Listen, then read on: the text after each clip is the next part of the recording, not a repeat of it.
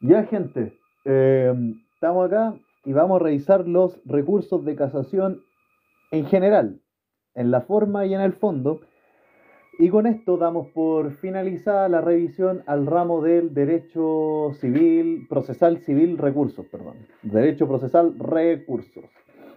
Vamos con el recurso de casación en el fondo. Recurso de casación en el fondo. El recurso de casación en el fondo se encuentra regulado en el artículo 764 del Código Civil. Pero bueno, señalar que el recurso de casación en el fondo no tiene definición legal, sino que la ley más bien señala su fin. El artículo 764 dice que el fin del recurso de casación en el fondo es invalidar una sentencia en los casos que la ley lo señale expresamente. Es invalidar una sentencia en los casos que la ley lo señale expresamente. Si podemos dar una definición doctrinaria de lo que es el recurso de casación, podemos señalar que es un mecanismo de impugnación de resoluciones judiciales, porque eso es lo que es, un mecanismo de impugnación de resoluciones judiciales que se materializa por medio de un acto jurídico procesal de parte, la cual se considera agraviada por ciertas resoluciones judiciales taxativamente enunciadas por el legislador. El objeto de este recurso es que la Corte Suprema invalide el fallo por haberse dictado con infracción a ley, por haberse dictado con infracción a ley.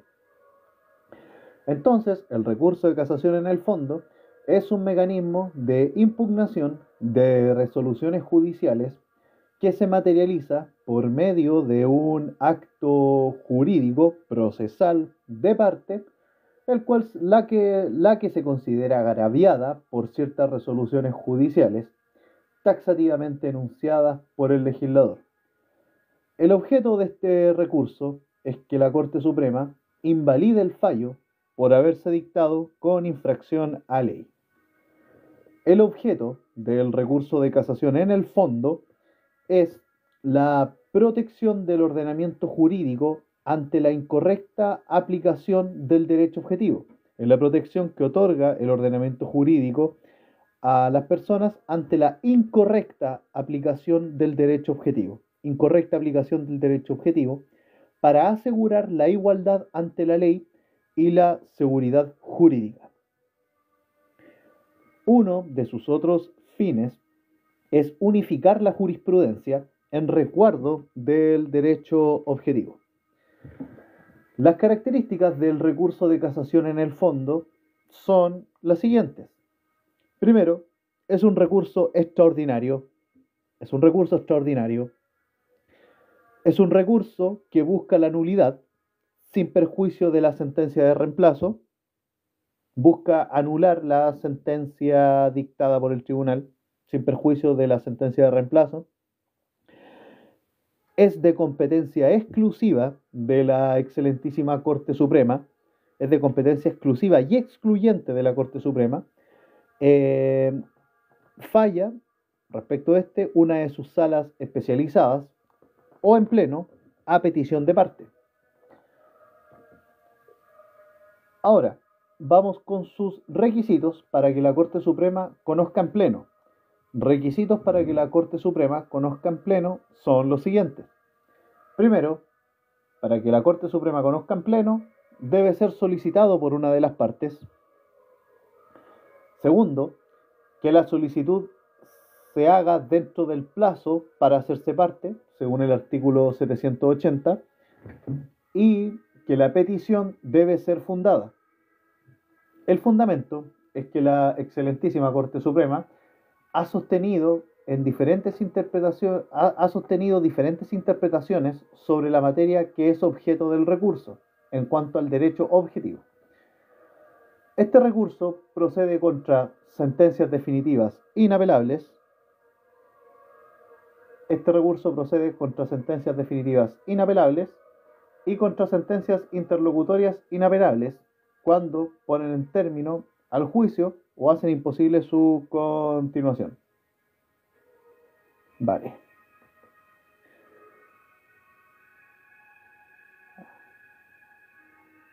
Sí, sí, don Ale Vidal, exactamente. Las casaciones no se pronuncian sobre hechos, se pronuncian sobre el derecho. Correcto. Muchas gracias por el aporte. Claro. Ahora, como dijimos entonces, este recurso procede contra sentencias definitivas inapelables y sentencias interlocutorias inapelables cuando ponen término al juicio o hacen imposible su continuación. Bueno, respecto a la causal del recurso de casación en el fondo, es solo una, y es que la sentencia se dicte con infracción a ley, y siempre que esta infracción influya en los dispositivos del fallo. Siempre que esta infracción influya en los dispositivos del fallo. Se puede entender infracción a la ley en sentido amplio, a la Constitución, por ejemplo, aunque esto se discute, porque la Corte Suprema no tiene competencia en asuntos constitucionales, a tratados internacionales, leyes orgánicas constitucionales, leyes ordinarias, decretos ley, como el Código Tributario, por ejemplo, decretos con fuerza de ley o los principios generales del derecho. Las normas de rango inferior a la ley no pueden ser objeto de fundamento para interponer un recurso de casación en el fondo. Pero, ojo, las normas procesales pueden ser objeto de estos recursos, casación en el fondo, pero, solo cuando se vulneren normas sobre el onus probandi o la carga de la prueba. Se admita un medio de prueba no autorizado o se deniegue probanza admitida por el legislador o se altere el valor probatorio asignado por la ley a los medios de prueba. Entonces, las normas procesales pueden ser objeto de un recurso de casación solo cuando vulneren normas sobre el onus probandi, se admita medio de prueba no autorizado, se deniegue probanza admitida por el legislador y se altere el valor probatorio asignado por la ley a los medios de prueba. Bien. Respecto al contenido del recurso de casación en el fondo, señalar que primero debe indicar en qué consiste él o los errores de derecho de los que adolece la sentencia recurrida y cómo ese error influye en los dispositivos del fallo. Téngase presente también lo señalado en el artículo 774 del Código Civil en cuanto a que, interpuesto el recurso, no se puede hacer ninguna variación, incluso si durante el proceso se descubre una nueva causal que pudo fundar el recurso. Téngase presente que, interpuesto el recurso, no se puede hacer ninguna variación, incluso si durante el proceso se descubre una nueva causal que pudo fundar el recurso. Vamos ahora a ver y a revisar los efectos de interponer el recurso de casación. Pero ojo, aquí tanto en la forma como en el fondo. Efectos de la interposición del recurso tanto en la forma como en el fondo. Bueno, según el artículo 773 del Código de Procedimiento Civil, el efecto principal es que, no suspende la ejecución de la sentencia, salvo en los casos en que su cumplimiento haga imposible llevar a efecto la posible nueva resolución si es que llega a acogerse la casación. El efecto principal es que no suspende la ejecución de la sentencia, salvo en los casos en que su ejecución y cumplimiento haga imposible llevar a efecto la posible nueva resolución si es que se acoge la casación.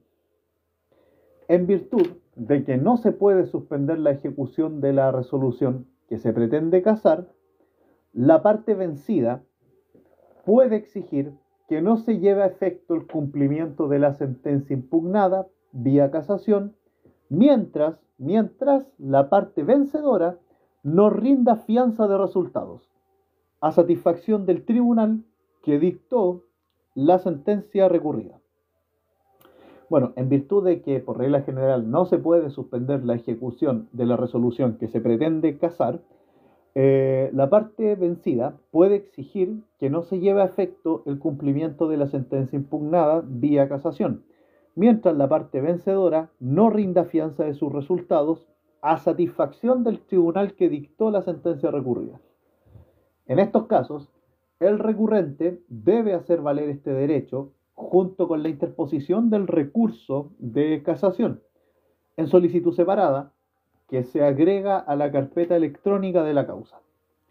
Hecho esto, el tribunal acuo, el tribunal inferior, se pronuncia de plano y en única instancia, fijando el monto de la caución antes de enviar los antecedentes de la causa al tribunal superior. Vamos a hablar ahora del plazo para interponer el recurso de casación en la forma. Plazo para interponer el recurso de casación en la forma. Díganme si hasta ahí se va entendiendo, por favor.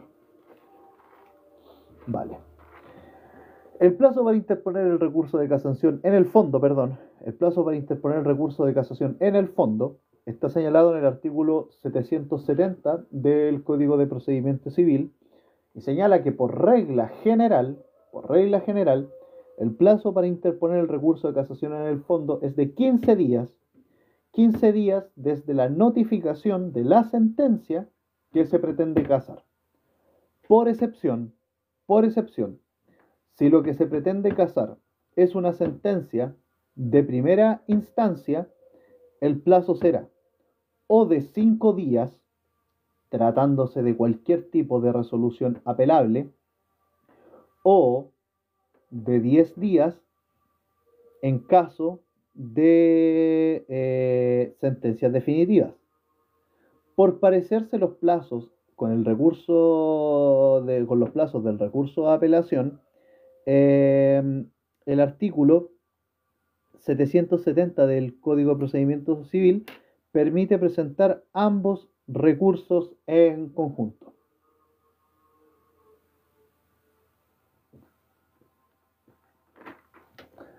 Vamos a hablar ahora de la tramitación del recurso de casación. Tramitación del recurso de casación en el fondo. Tramitación del recurso de casación en el fondo. Bueno, inicia con la interposición por escrito del recurso que debe cumplir con los requisitos del artículo 773 del Código de Procedimiento Civil.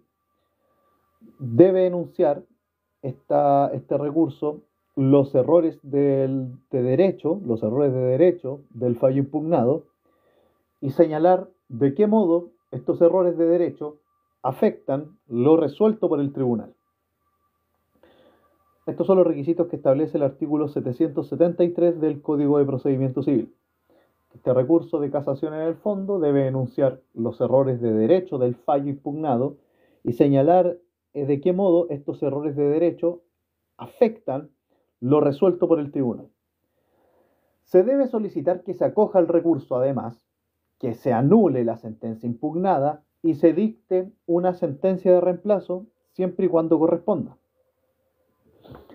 El recurso se interpone ante el tribunal que dictó la resolución que se pretende casar, el que va a realizar un examen de admisibilidad que pretende verificar si el recurso se interpone dentro de plazo, que por regla general es de 15 días, considerando la excepción en caso de sentencia o de resoluciones de primera instancia, que son más bien las excepciones.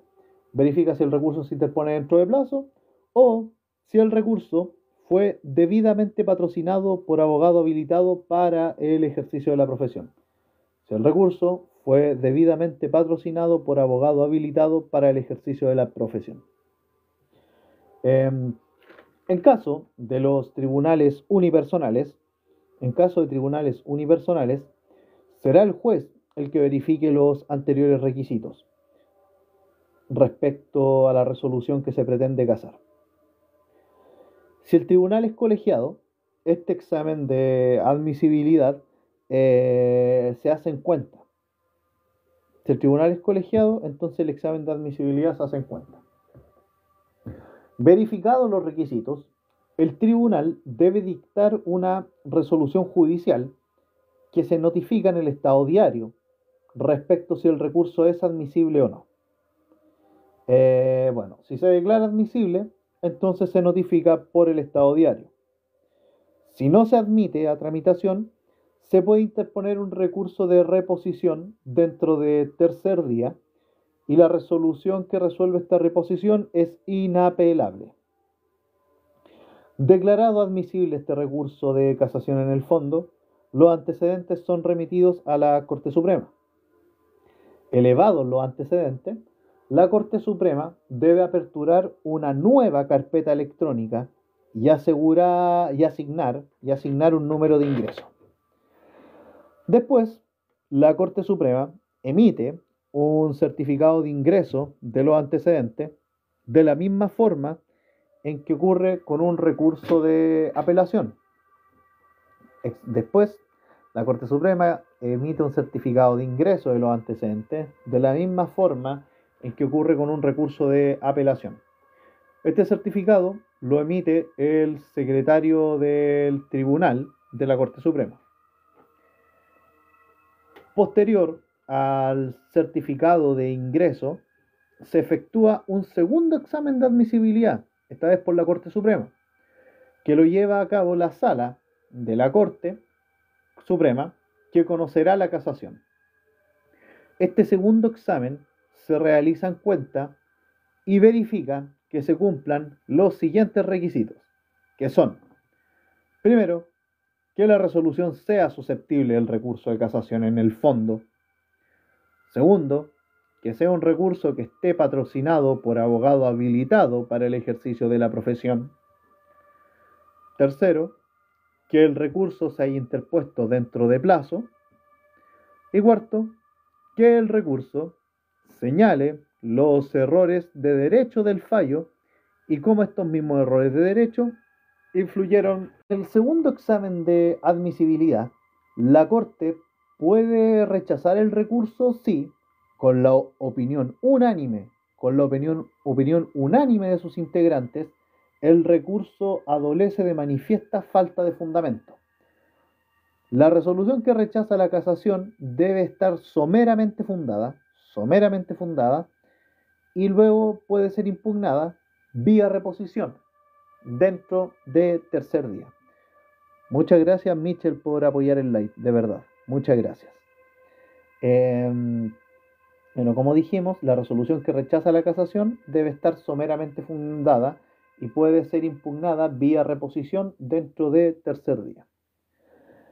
La resolución que declara admisible o no el recurso de casación también debe contener la respuesta de la Corte Suprema sobre la petición que haya hecho el recurrente en cuanto a su solicitud de resolver de plano el recurso con el pleno de la Corte. Si la Corte llega a desechar dicha petición, el recurrente debe reponer dentro de tercer día. Declarado admisible el recurso de casación, la Corte Suprema ordena traer los autos en relación sin más trámite, por lo que toca esperar que la causa sea puesta en tabla. Declarado admisible el recurso de casación, la excelentísima Corte Suprema ordena traer los autos en relación sin más trámite, por lo que toca esperar que la causa sea puesta en tabla. Durante la tramitación no se pueden admitir pruebas, pero las partes pueden acompañar informes en derecho. Durante la tramitación del recurso de casación en el fondo no se pueden acompañar pruebas, pero las partes pueden acompañar informes en derecho, aunque no constituyen prueba, porque no son vinculantes, sin perjuicio que pueden acompañarlo.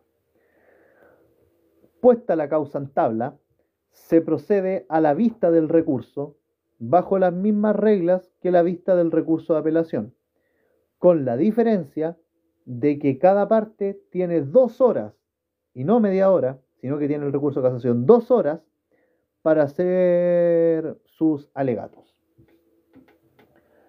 Vamos ahora con el fallo del recurso de casación en el fondo. Con el fallo del recurso de casación en el fondo. Bueno, la Corte Suprema puede fallar acogiendo o rechazando el recurso de casación en el fondo. Si lo deniega, debe devolver los antecedentes al tribunal de segunda instancia para que los remita al de primera instancia y se proceda a cumplir lo fallado. Caso de que deniegue el recurso de casación en el fondo, debe devolver los antecedentes al tribunal de primera instancia para que los remita al de primera instancia y se proceda a cumplir lo fallado. Si es que acoge la Corte Suprema el recurso de casación en el fondo, si es que lo acoge, se debe dictar en el mismo acto, pero por separado, 2 resoluciones. Si se acoge el recurso de casación en el fondo, se debe dictar en el mismo acto, pero por separado, 2 resoluciones. Primero, la que invalida la sentencia recurrida y o la que sustituye la resolución invalidada. La que invalida la sentencia recurrida y la que sustituye la resolución invalidada. Se dictan estas 2 por separado. En contra de estas resoluciones solo procede el llamado recurso aire, el recurso de aclaración, interpretación, rectificación o enmienda, que tampoco es que sea un recurso porque no altera el fondo del asunto. Bueno, ahora nos vamos a referir a la interposición conjunta de los recursos de apelación y casación en el fondo, de manera somera, como lo señala el artículo 770 del Código de Procedimiento Civil. La interposición conjunta de los recursos de apelación y casación en el fondo. Pueden interponerse en un mismo escrito, pero fundamentados en lo fáctico y lo jurídico. Tienen que estar fundamentados. Si se acoge la casación en el fondo, se debe tener por no presentado el recurso de casación. Perdón. Bueno, si se acoge la apelación, se debe tener por no presentado el recurso de casación. Pero para mayor seguridad vamos a revisar el artículo 770 del Código de Procedimiento Civil. Y con esto podemos quedar zanjaditos. El artículo 770 del Código de Procedimiento Civil señala de que el recurso de casación debe interponerse dentro de los 15 días siguientes a la fecha de notificación de la sentencia contra la cual se recurre, sin perjuicio de lo que señala el artículo 791, que eso vendría siendo las excepciones. En caso de que se deduzca recurso de casación de forma y fondo, en contra de una misma resolución, ambos recursos deben interponerse simultáneamente y en un mismo escrito. El recurso de casación en la forma contra sentencia de primera instancia, debe interponerse dentro del plazo concedido para deducir el recurso de apelación, y si también se deduce el recurso de apelación, conjuntamente con él.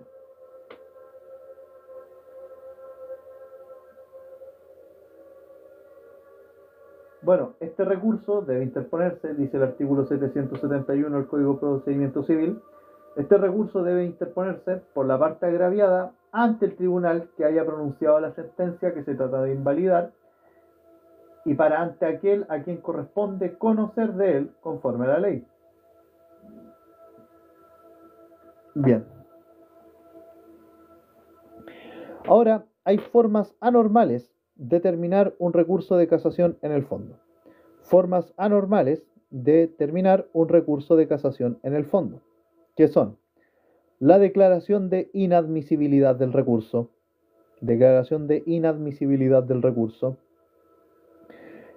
el rechazo unánime de los integrantes de la sala de la excelentísima Corte Suprema y el desistimiento del recurrente.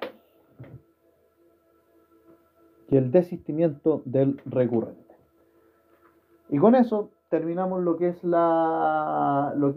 el análisis al recurso de casación en el fondo y pasaríamos ahora a ver el recurso de casación en la forma, que está en el artículo 764 del Código de Procedimiento Civil. Y bueno, vamos a proceder a verlo. Si gustan ayudarnos, podrían darle tap a la pantalla, por favor, y hacer spam. Pueden tirar hate también, no se preocupen. Ya. Vamos ahora a hablar del recurso de casación en la forma. Y yo les sugiero que si pueden estar al lado de un código de procedimiento civil sería extraordinario. El recurso de casación en la forma está señalado en el artículo 764 del Código de Procedimiento Civil y de ahí en adelante empieza su respectiva regulación. Denme un segundo, por favor, y bueno, nos quedamos en el recurso de casación en la forma.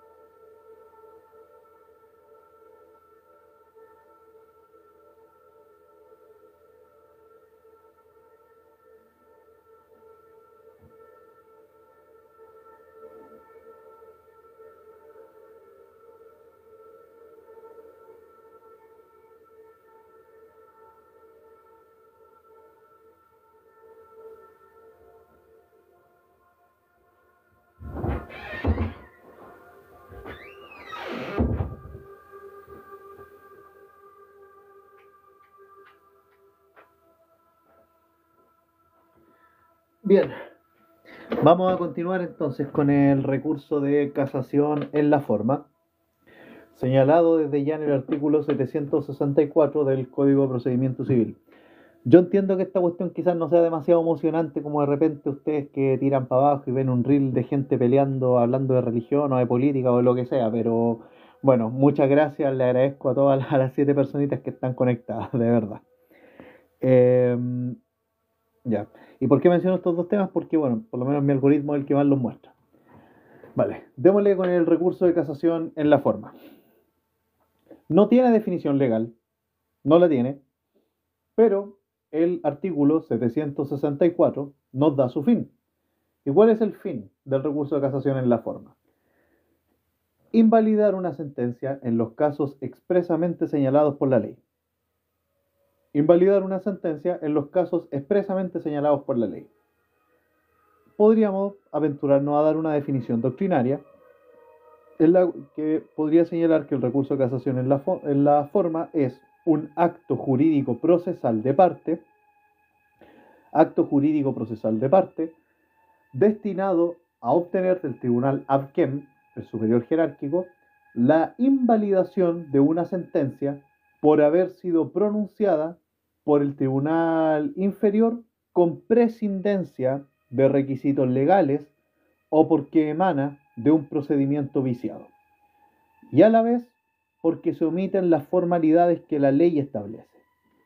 Entonces, es un acto jurídico procesal de parte este recurso de casación destinado a obtener del Tribunal Superior Jerárquico la invalidación de una sentencia porque se pronunció esta de parte del Tribunal Inferior con prescindencia de requisitos legales, o porque emanó de un procedimiento viciado, o porque se omitieron formalidades que la ley establece.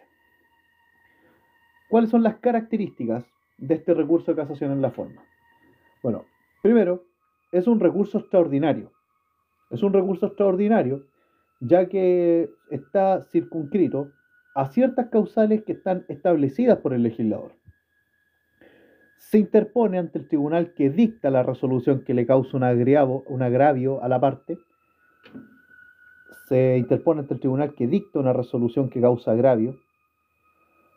lo resuelve el Tribunal Superior Jerárquico, el Tribunal Abkem, que es el superior jerárquico del tribunal inferior que dictó la resolución, el Tribunal Acuo. Pero ojo, esto es a diferencia del recurso de casación en el fondo que lo conoce directamente la Corte Suprema. El objeto del recurso de casación en la forma es invalidar la sentencia recurrida. Y se puede interponer en conjunto con el recurso de casación. Pero el recurso de casación en la forma no constituye instancia. El recurso de casación en la forma no constituye instancia. El recurso de casación en la forma no constituye instancia. ¿Por qué lo repito 3 veces? Porque es súper importante. Se lo pueden preguntar en un examen de grado, pero no. Casación en la forma no constituye instancia. Bueno, requisitos para interponer el recurso de casación en la forma. Son 4, y estas son: haber sido parte en el proceso en que se dictó la sentencia o resolución impugnada, haber sido parte en el proceso que dictó la resolución impugnada, haber sufrido un agravio con esta resolución, el vicio que se invoca debe ser fundamento del recurso y se debe haber reclamado el vicio en las oportunidades procesales pertinentes. Las resoluciones judiciales que son susceptibles del recurso de casación en la forma están señaladas en el artículo 766 del Código de Procedimiento Civil. Y estas resoluciones susceptibles de casación en la forma son las sentencias definitivas, las sentencias interlocutorias que ponen término al juicio o hacen imposible su continuación,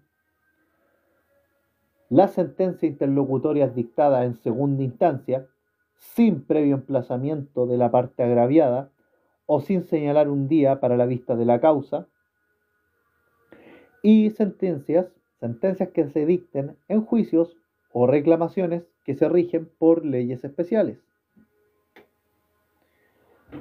Ahora nos vamos a referir a las causales de este recurso de casación, que son taxativas. Las causales del recurso de casación son taxativas y están señaladas en el artículo 768 del Código de Procedimiento Civil. Primero, que la sentencia sea dictada por un tribunal incompetente. Que la sentencia sea dictada por un tribunal incompetente. Segundo, que la sentencia sea pronunciada por un juez implicado o con recusación pendiente o declarada. Que la sentencia sea pronunciada por un juez implicado o con recusación pendiente o declarada. Tercero, que la sentencia dictada por un tribunal colegiado lo haya hecho por un menor número de votos de jueces que el que requiera la ley. Cuarto, que esta sentencia sea dictada con ultra petita, o sea, el tribunal haya agregado cuestiones que no se habían considerado en primera instancia, falló más allá de lo que se le pidió, el ultra petita, o que bien se omitan los requisitos del artículo 170. El artículo 170, como ya lo vimos en un live anterior, hace referencia a los requisitos que no pueden faltar en una sentencia definitiva. Es causal de un recurso de casación que una sentencia se dicte con omisión a estos requisitos, los del 170 del Código de Procedimiento Civil, relativo al contenido mismo de una sentencia definitiva. Otras causales en torno a esto para el recurso de casación en la forma son que la sentencia se dicte contra otra sentencia pasada y que tenga autoridad de cosa juzgada y que esto haya sido alegado en juicio. Otra causal es que se dicte una sentencia contradictoria, que una sentencia dictada, que se haya dictado sentencia en un procedimiento de apelación que fue declarado legalmente desistido, sentencia dictada en un procedimiento de apelación que fue declarado legalmente desistido, y que al procedimiento le falte algún trámite declarado esencial por la ley. Que al procedimiento le falte algún trámite declarado esencial por la ley, como el emplazamiento. Ahora vamos a ir con los efectos de interponer un recurso de casación en el fondo. Pero no lo olviden, los requisitos, las causales, mejor dicho, las causales para interponer el recurso de casación en la forma, que son taxativas, están señaladas en el artículo 768 del Código de Procedimiento Civil. Ojo con ese artículo, es sagrado. Bien, vamos ahora a hablar de los efectos de interponer un recurso de casación en la forma. Efectos de interponer un recurso de casación en la forma. Bueno, el efecto principal es que no suspende la ejecución de la sentencia. No lo suspende. Salvo en los casos que su cumplimiento haga imposible llevar a efecto la posible nueva resolución si es que se acoge la casación. Choromati quiere lavar dinero. Estos comentarios random que aparecen de repente. Hay un videito de Saul Goodman que se lo explica a Jesse Pinkman. Pero bueno, es cortito. El efecto principal de interponer un recurso de casación en la forma es que no suspende la ejecución de la sentencia, salvo en los casos que su cumplimiento haga imposible llevar a efecto la posible nueva resolución. Si es que se acoge la casación, claro. Saludos, amigos. En virtud de que no es posible suspender la ejecución de la resolución que se pretende casar, la parte vencida puede exigir que no se cumpla la sentencia impugnada mientras la parte vencedora no rinda fianza de resultas a satisfacción del tribunal que haya dictado la sentencia recurrida. En estos casos, la que se agrega en carpeta electrónica de la causa. Hecho lo anterior, el tribunal inferior se pronuncia de plano y en única instancia, fijando el monto de la caución antes de enviar los antecedentes de la causa al tribunal superior jerárquico. Esto, bueno, tiene un paralelo bastante interesante con algún aspecto que revisamos anteriormente en este mismo live sobre el recurso de casación en el fondo. Una muy buena serie, amigo mío. Vamos ahora a hablar del recurso de casación en la forma. La verdad es que es un tema muy largo, pero interesante.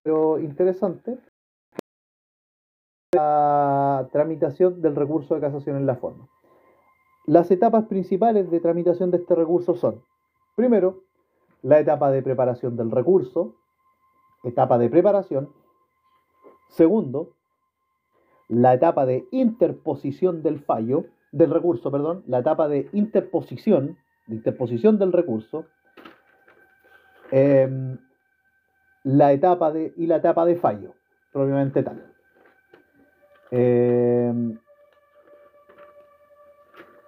Vamos a referirnos a la primera etapa, que es la etapa de preparación del recurso. Para interponer el recurso es necesario prepararlo.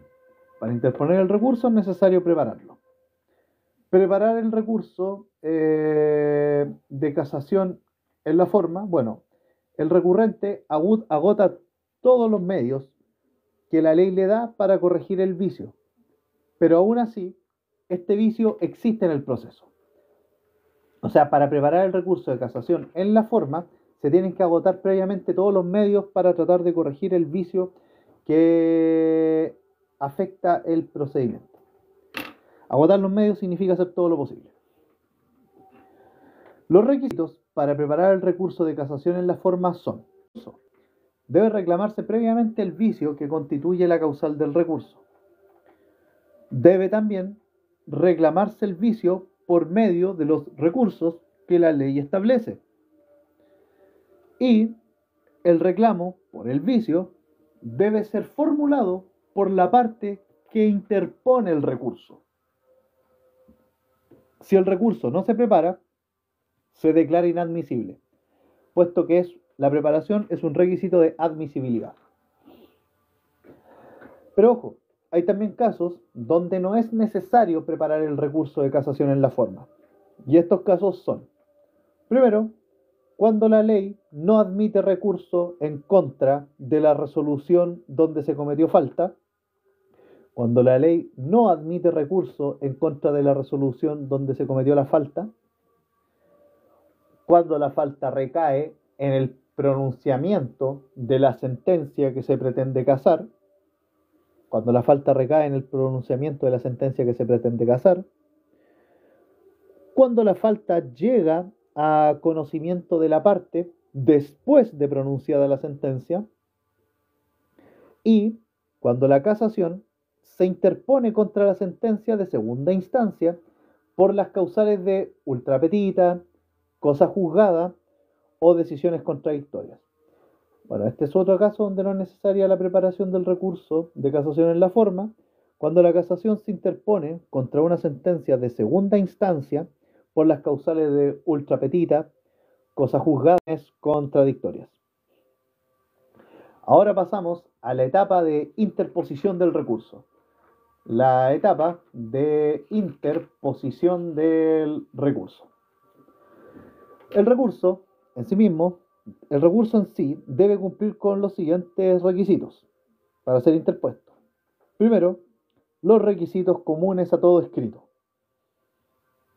Los requisitos comunes a todo escrito, que bueno, ya lo hemos visto en un juicio ordinario, o no hemos subido un video de juicio ordinario, pero bueno, requisitos comunes a todo escrito es que tenga presuma, suma,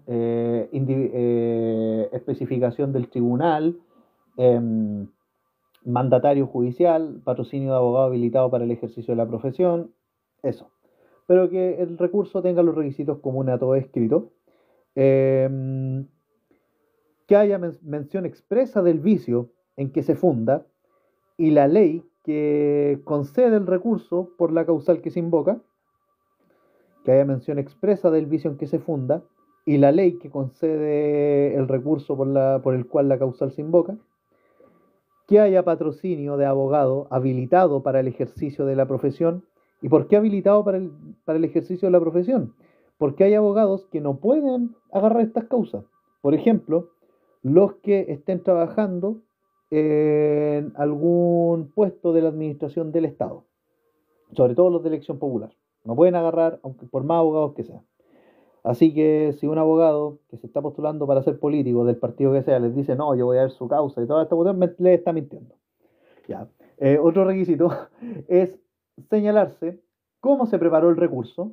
Se tiene que señalar cómo se declaró el recurso o el motivo por el cual la preparación no fue necesaria, en atención a los casos que ya mencionamos, o cómo se agotaron los medios. Y el último requisito que tiene que cumplir es que tiene que tener un petitum o peticiones concretas, más la solicitud de que se acoja el recurso, se anule la sentencia y se dicte una sentencia de reemplazo. Bueno, esto en la práctica forense de decir, por tanto, en virtud de lo anteriormente expuesto, solicito a su señoría téngase poder interpuesto el recurso de casación en la forma, que se acoja íntegramente, se anule la sentencia y se dicte en consecuencia la sentencia de reemplazo, bla, bla, bla, bla, bla. Pero eso ya para redactar. Entonces los requisitos que tiene que cumplir el recurso de casación en la forma son los requisitos comunes a todo escrito, la mención expresa del vicio en que se funda y la ley que concede el recurso, el patrocinio de abogado habilitado para el ejercicio de la profesión, señalarse cómo se preparó el recurso o motivo por el cual la preparación no fue necesaria, y el petitorio más la solicitud de que se acoja el recurso, se anule la sentencia y se dicte la correspondiente sentencia de reemplazo. Interpuesto el recurso ante el tribunal que dictó la resolución recurrida, el tribunal debe realizar un examen de admisibilidad, al igual que lo hace con el recurso de casación en el fondo. Declarado admisible el recurso, se procede a la remisión electrónica de los antecedentes al Tribunal AFQEM, al Tribunal Superior Jerárquico del que dictó la resolución viciada, el que debe emitir un certificado de ingreso de expediente. Posterior a emitir este certificado de ingreso, el tribunal ABQEM debe realizar un segundo examen de admisibilidad. Y si declara admisible el recurso, dicta la resolución de autos en relación. La resolución se llama autos en relación. Y se debe esperar a que la causa sea puesta en tabla. A diferencia del recurso de casación en el fondo, en el recurso de casación en la forma se abre la posibilidad de rendir pruebas que no consten en el proceso. Ojo, a diferencia del recurso de casación en el fondo, en el recurso de casación en la forma se abre la posibilidad de rendir pruebas que no consten en el proceso por un término no mayor a 30 días. Por un término no mayor a 30 días. Esta posibilidad debe solicitarla una parte al tribunal C. Se tiene que solicitar al tribunal. Acabado el término probatorio, se lleva a cabo la vista del recurso bajo las reglas de la apelación. Acabado el término probatorio, se lleva a cabo la vista del recurso bajo las reglas de la apelación. El plazo máximo de alegato es de 1 hora en el recurso de casación en la forma, y no 2, como en el casación en el fondo. En casación en la forma, el plazo máximo de alegato es de 1 hora. Pero, puede prorrogarse eventualmente por 1 hora más. Podría. Eventualmente son 2 horas, pero en principio es solo 1. Vamos ahora con la etapa de fallo. Que es la tercera etapa de la tramitación del recurso de casación en la forma. Aquí el tribunal puede optar por una de estas alternativas en la etapa de fallo. Primero, limitarse a ordenar al tribunal inferior que complete la sentencia cuando el recurso sea falta de pronunciamiento sobre una acción o excepción que se haya hecho valer oportunamente en el juicio. Limitarse a ordenarle al tribunal acuo, el inferior que dictó la resolución, a que complete la sentencia cuando el recurso sea falta de pronunciamiento sobre una acción o excepción que se hizo valer oportunamente en el juicio. Pero también puede rechazar el recurso,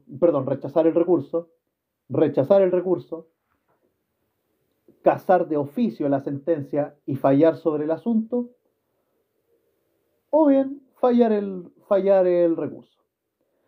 La sentencia que declara la casación debe determinar el estado en que queda el proceso. La sentencia que declara la casación debe determinar el estado en que queda el proceso, el cual se va a remitir al tribunal competente que, conocerá el respectivo negocio. Si la sentencia que acoge la casación se funda en alguna de estas causales, si la sentencia que acoge la casación de la forma se funda en alguna de estas causales, este tribunal debe dictar una nueva sentencia de forma separada. El tribunal que conoce el recurso de casación, desde luego, si es que la sentencia que acoge la casación se funda en alguna de estas causales, que son, primero, haber sido dada en ultra petita, o si la sentencia fue dictada con omisión a los requisitos que se le piden en el artículo 170 del Código de Procedimiento Civil, o si la sentencia fue dictada contra otra pasada, con autoridad de cosa juzgada, o bien por contener disposiciones contradictorias.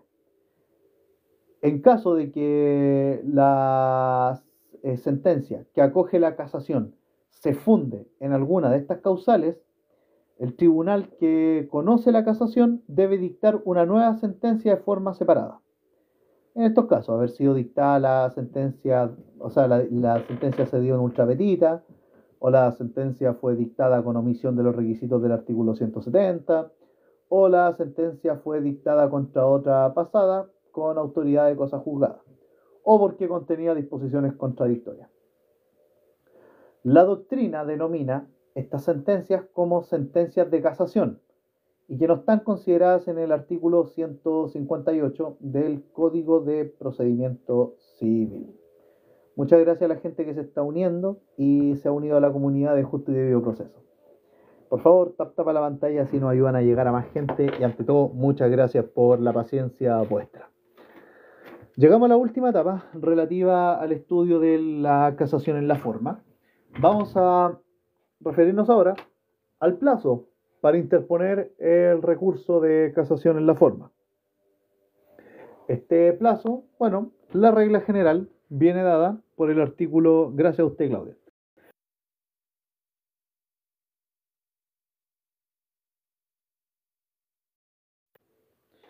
Disculpen, bueno, la regla general viene dada en el artículo 770 del Código de Procedimiento Civil.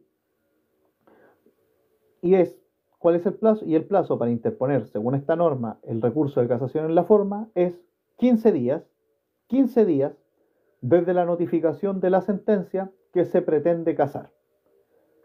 La excepción viene dada aquí. Si se pretende casar una sentencia de primera instancia, bueno, hay que distinguir. Cualquier tipo de resolución que sea apelable es de 5 días desde su notificación, o en el caso de sentencias definitivas de primera instancia, son 10 días. El mismo artículo 770 del Código de Procedimiento Civil señala de que se puede presentar en conjunto esta casación en la forma con el recurso de apelación. La interposición conjunta del recurso de apelación y casación en la forma nos lleva a que, en este caso, ambos recursos se van a ver conjuntamente y se dictará una sola resolución para fallar la apelación y desechar la casación. Ahora, si se acoge la casación, se tiene por no interpuesta la apelación. Ahora toca referirnos a un tema bastante interesante, que es la facultad oficiosa de casación en la forma. Facultad oficiosa de casación en la forma. Y es que es la facultad de la Corte Suprema por medio de la cual invalida una sentencia dictada con infracción a ley y que haya influido sustancialmente en lo dispositivo del fallo, en los casos que se haya desechado un recurso de casación por defectos de formalización. Nuevamente, esta facultad oficiosa de la casación en la forma hace referencia a una facultad de la Corte Suprema por medio de la cual invalida una sentencia dictada con infracción a ley y que haya influido sustancialmente en lo dispositivo del fallo, en los casos que se haya desechado un recurso de casación por defectos de formalización. A esto se refiere el artículo 775 del Código de Procedimiento Civil. Aquí se hace uso de esta facultad oficiosa de casación en la forma. Se hace uso de esta facultad cuando los antecedentes del recurso manifiesten que hay vicios, debiéndose oír a los abogados que concurran a alegar en la vista de la causa e indicar posibles vicios que deberán alegar. En la sentencia de esta casación, la Corte debe señalar los motivos que den lugar a la ejecución de esta facultad. Ojo con eso. Junto con dar cumplimiento a la exigencia legal de dictar sentencia de reemplazo en el mismo acto, pero de manera separada. Vamos a referirnos ahora a las reglas especiales que tiene el recurso de casación en la forma. Reglas especiales que tiene el recurso de casación en la forma. Y estas están dadas en los párrafos 2, 3 y 4, párrafos 2, 3 y 4 del título 19 del libro 3 del Código de Procedimiento Civil. Bueno, ¿qué materia aborda estas reglas especiales de la casación en la forma? Que está en el título 19 del libro 3 del Código de Procedimiento Civil. Materias que abordan cuando el recurso de casación se interpone contra una sentencia pronunciada en un procedimiento ordinario de mayor cuantía. Aplican estas reglas cuando el recurso de casación se interpone contra una sentencia pronunciada en un procedimiento ordinario de mayor cuantía, o el recurso de casación se interpone contra una sentencia pronunciada en primera o única instancia, en juicio ordinario de mayor o menor cuantía y en procedimientos especiales. O el recurso de casación se interpone contra sentencias pronunciadas en segunda instancia, en juicios ordinarios de mayor o menor cuantía y en juicios especiales. Bien, cuando hablamos de recursos de casación interpuestos en procedimientos de mínima cuantía, las causales para interponer estos recursos de casación son, primero, que la sentencia sea pronunciada por un tribunal, o bien que la sentencia sea pronunciada por un juez legalmente implicado o con recusación pendiente o declarada, o bien que la sentencia sea dictada en ultra petita, que esa es otra causal, o que la sentencia sea dada en contra de una sentencia pasada y que tenga autoridad de cosa juzgada, o que la sentencia dictada contenga decisiones contradictorias, o en general por la omisión de algún trámite especial. Estas son las causales del recurso de casación en procedimientos de mínima cuantía. Ahora, ¿cuáles son los trámites que se consideran esenciales en estos procedimientos de mínima cuantía? Trámites que se consideran esenciales en estos procedimientos son, como ya mencionamos, el emplazamiento al demandado para que conteste la demanda, el acta que consigne las peticiones de las partes, y desde luego un trámite esencial es el llamado a conciliación. El llamado a conciliación es esencial. El recurso de casación en estos casos se puede interponer de forma verbal o escrita sin previo anuncio, solo mencionando la causa que se funda. Si se interpone de forma verbal, se deja testimonio de ello en acta que debe ser firmada por el juez y el recurrente.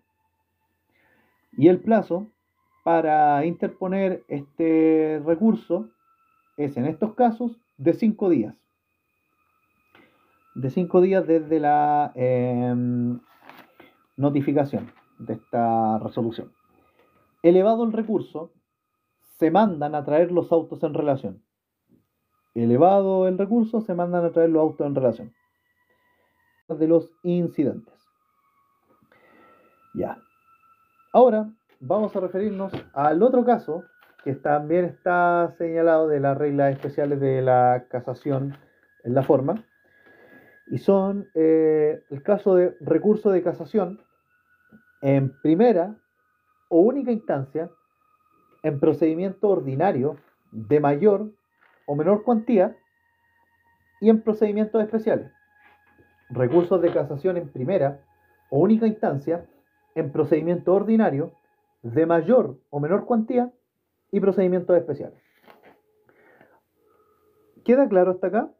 Por si acaso, si estoy enredado, si me estoy contradiciendo, por favor, agradecería vuestra retroalimentación antes de pasar. Pero bueno, los trámites esenciales en estos juicios o procedimientos ordinarios de mayor o menor cuantía y procedimientos especiales, estos trámites esenciales son. Muchas gracias, Claudio. Primero, trámite esencial, el emplazamiento de las partes conforme a la ley. El emplazamiento es la oportunidad procesal que se le da al demandado para defenderse. Muchas gracias, Solcita. Bueno, los trámites esenciales en estos procedimientos son el emplazamiento de las partes conforme a la ley, el llamado a conciliación, la recepción de la causa a prueba cuando la ley determine, recepción de la causa a prueba cuando la ley determine, la práctica de diligencias probatorias cuya omisión podría generar indefensión, práctica de diligencias probatorias cuya omisión podría generar indefensión, citación para alguna diligencia de prueba, citación para alguna diligencia de prueba,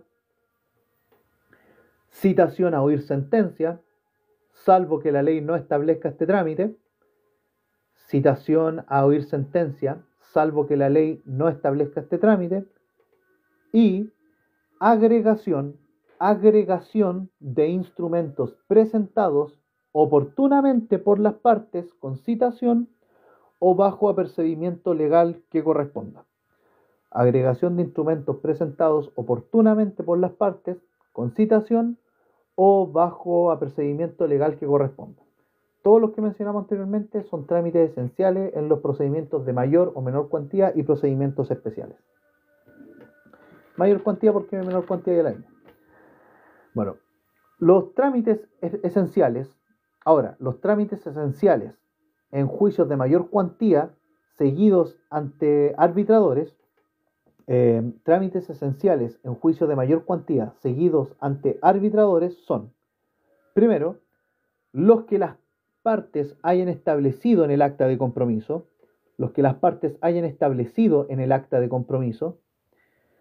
y si las partes nada dicen, solo el emplazamiento y la agregación de instrumentos presentados oportunamente por las partes con citación o bajo apercibimiento legal que corresponda.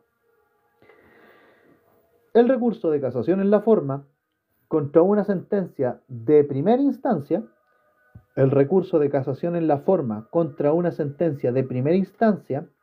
se ve en conjunto con la apelación y se dicta solo una sentencia que falle y deseche la casación en la forma. Si se dio lugar a esta última, se tiene por no interpuesta la apelación. Muchas gracias a la gente que está apoyando, de verdad, muchas gracias. Juani, muchas gracias por todo. Y bueno, cuando la causal alegada necesite de prueba, el tribunal puede abrir un término probatorio para rendirla, pero este término probatorio debe ser prudencial, no pudiendo exceder en ningún caso los 30 días. A ti, Sami, por estar presente. Ya, vamos a terminar ahora, y con esto ya terminamos de ver los recursos como materia o ramo. Vamos a terminar con la tramitación en cuanto a las reglas especiales que ya vimos. A ti, Richard, de verdad, por estar presente aquí. Los recursos de casación en la forma, ¿cómo se tramitan esto bajo reglas especiales? En procedimientos de segunda instancia, de juicio ordinario, de mayor o menor cuantía y en juicios especiales. Recursos de casación en la forma, en procedimientos de segunda instancia, de juicios ordinarios de mayor o menor cuantía y en juicios especiales. Pero ojo, en segunda instancia. Muchas gracias, Richard. Ya bueno, entonces la tramitación de estos recursos de casación en la forma, en procedimientos de segunda instancia, de juicios ordinarios de mayor o menor cuantía y juicios especiales, son: hay que tener en consideración los trámites esenciales en estos procesos. ¿Cuáles son los trámites esenciales en estos procesos? Primero, el emplazamiento a las partes. Segundo, la agregación de instrumentos presentados oportunamente por las partes, con citación o bajo apercibimiento legal que corresponda. Agregación de instrumentos presentados oportunamente por las partes, con citación o bajo apercibimiento legal que corresponda. Otro trámite esencial es la citación a oír sentencia. Y la fijación de la causa en tabla para su vista en los tribunales colegiados. Fijación de la causa en tabla para su vista en tribunales colegiados. Ya. Los recurrentes, hasta antes de la vista de la vista del recurso, perdón, tengo que hacer la precisión ahí, los recurrentes hasta antes de la vista del recurso, o el recurrente hasta antes de la vista del recurso, puede designar un abogado que lo defienda ante el Tribunal Superior Jerárquico, el Tribunal APQUEM, que puede ser o no el mismo que patrocinó el recurso. El recurrente, antes de la vista del recurso, puede designar un abogado que lo defienda ante el Tribunal Superior Jerárquico, que puede ser o no el mismo que patrocinó el recurso. En el caso de un recurso de casación en el fondo, cada parte puede presentar un informe en derecho hasta el momento de la vista de la causa. El tribunal dicta sentencia dentro de los 40 días siguientes a aquel en que terminó la vista. Bueno, en el caso del recurso de casación en el fondo, cada parte puede presentar un informe en derecho hasta el momento de la vista de la causa. Y el tribunal va a dictar sentencia dentro de los 40 días siguientes a aquel que terminó la vista. Bien, con eso ya terminamos de ver recursos hoy. Todos recursos, los vimos prácticamente en una mañana. Y nada, pues, muchas gracias a todos los que han estado presentes acá. Les recuerdo que este perfil de TikTok tiene un canal de YouTube del mismo nombre. La única diferencia es que el logo o la cara del canal en YouTube es mi cara, por así decirlo. Pero el canal se llama igual, Justo y Debido Proceso.